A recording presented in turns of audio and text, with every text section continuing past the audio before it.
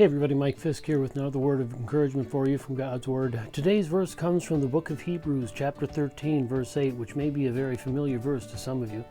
That verse says, Jesus Christ is the same yesterday, today, and forever. You know, one of the things I want you to think about, I'll be honest with you, the older I get, the more I don't like change. Now don't get me wrong, I'm not against all change.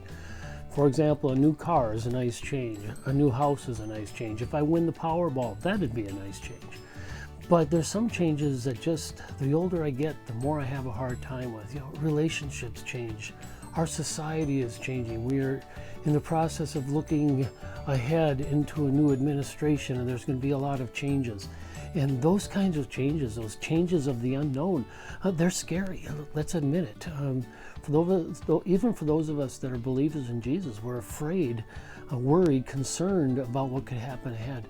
What I want us to think about today and into the future, for however long it is we need to think about what we do know, not what we don't know. Focus on what's assured and what is guaranteed, and not what is up in the air. And that's Jesus.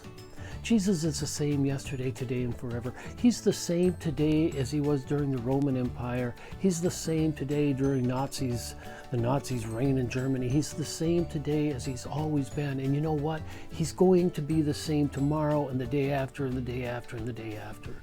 Social media is not going to change him. The government's not going to change him.